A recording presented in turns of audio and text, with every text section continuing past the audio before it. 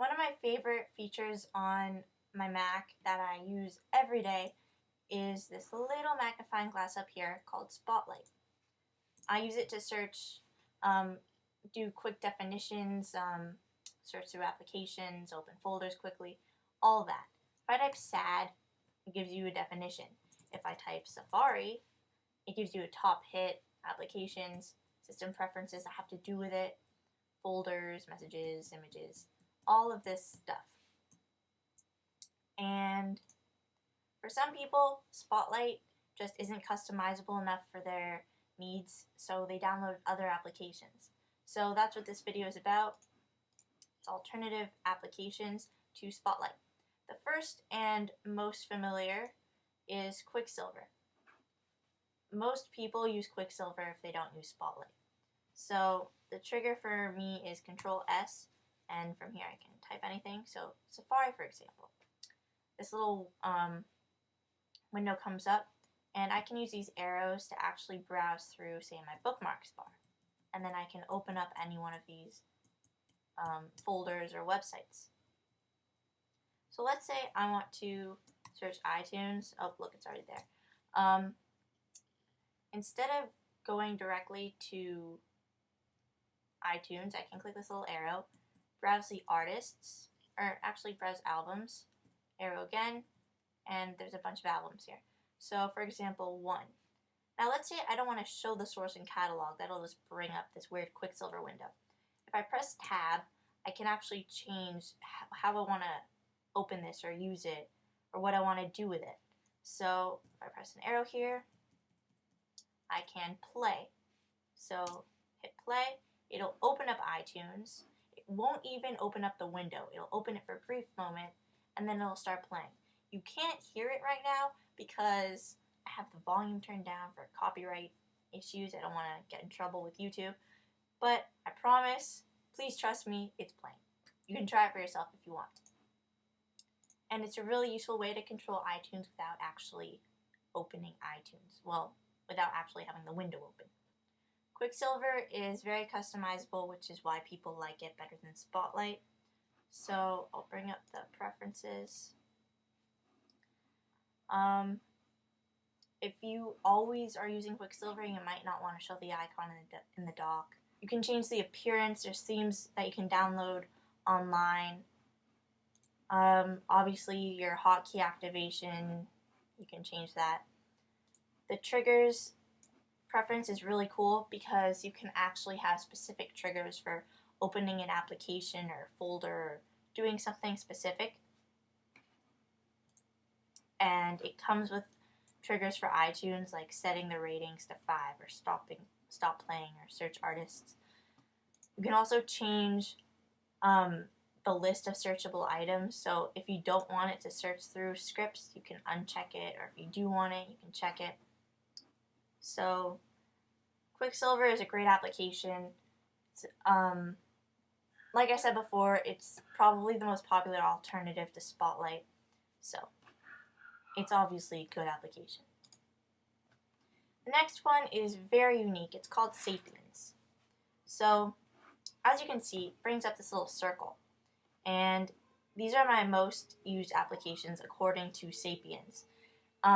It takes a couple days for it to learn what applications you like. So if I go to the preferences and click on the brain tab, it actually shows me how intelligent Sapiens is at the moment. So monkey, human, and alien.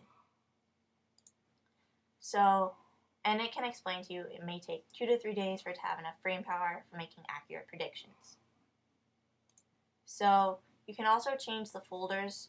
So this application was originally created to search applications, but if you want, it can also recognize folders. So if you use a certain folder a lot and you want to access it fast, you can use Sapiens to do that. For activation, you can actually you can mouse a circle gesture activation and it'll disappear or come up. For some reason it hasn't been working for me lately, but when I first downloaded it, it worked fine. I use the keyboard activation, so I double tap on control. So I'll demonstrate. Went away, and now it's back. can also change the layout. So the default is Trinity, which is what I have here. You can change it to Quadra, Mini, any one of these. I like Trinity. And the layout it's not random, and it explains it right here. So pretty much the bigger the icon, the more often you use it. And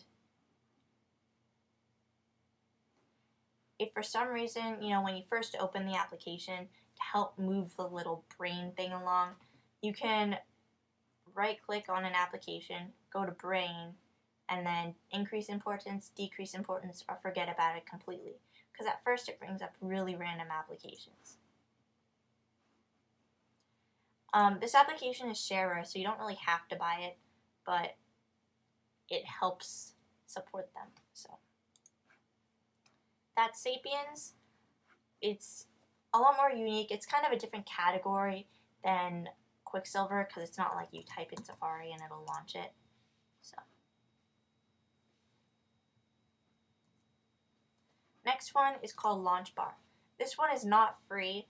I'm not quite sure how much it costs. I'll put it in the description or in an annotation or somewhere in the video. Last time I checked it was $30, but that's really pricey, so hopefully the price went down. It's similar to Quicksilver. It has some of the same features. So if I type Safari, it's got that little arrow option. You can search through your bookmarks or your history or whatever. There you go. The arrow. I can open documents that I've created in TextEdit. The next one is, in my opinion, the most advanced out of all these. It does so much stuff. It's kind of a menu bar add-on. So when I launched it, it's called Butler, by the way. There's a little Google search box. Instead of going to my menu bar and clicking that, I can just hit Control-G for Google, and it'll go right in there, and I can type anything I want. I talk Apple. And if I type the down arrow, I can actually change if I want to search Google Images, Groups, Directory, the actual search engine, dictionary website, shopping website, computer website. It's so cool. And you can also change what is in your menu bar. These are the defaults, so you can actually show all your applications, running applications, and all applications. This was available before Leopard, I'm pretty sure, so it was kind of like before Stacks was invented. This would be something that was really cool for people to use. You can add folders and stuff.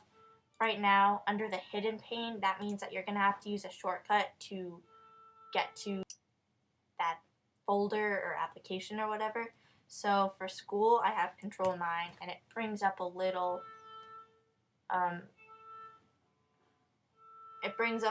menu of everything in my school folder.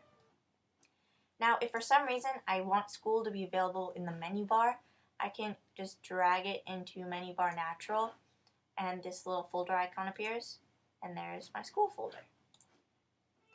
There's a really nice feature called Doclet.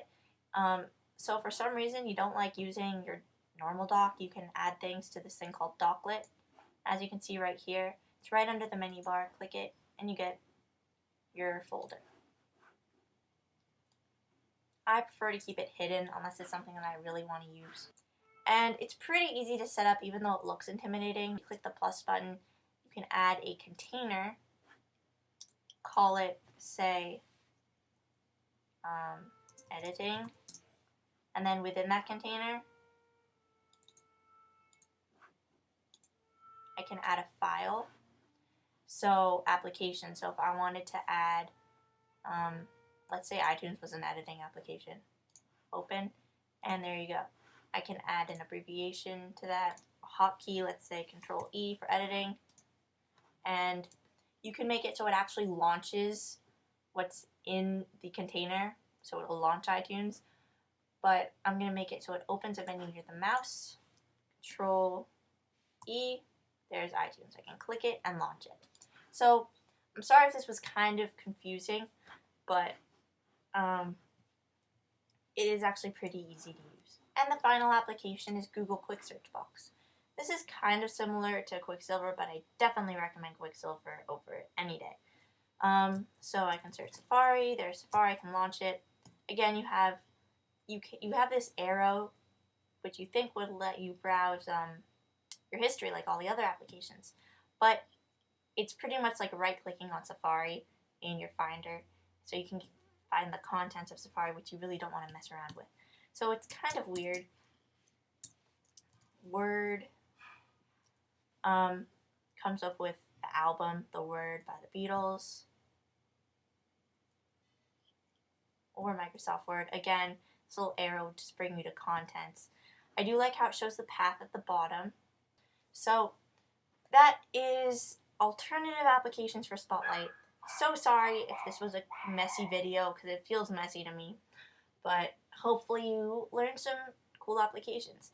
I really recommend Butler. If you are using Quicksilver right now, you should try Butler. Sapiens is very unique. LaunchBar is nice, but why pay so much money for it when you have these other free ones? So yeah, thanks for watching, and don't forget to enter my giveaway. I have a giveaway of Cram and an iTunes gift card going on, so I'll have a link to that video in the description. It ends the 23rd, I think. The requirements are just subscribe and comment on the video according to what I say in the video. Thanks for watching. Sorry for the non-professional video. I'm really excited for winter break and going to Hawaii. So no videos for a couple weeks. I'm very sorry. And thanks for watching.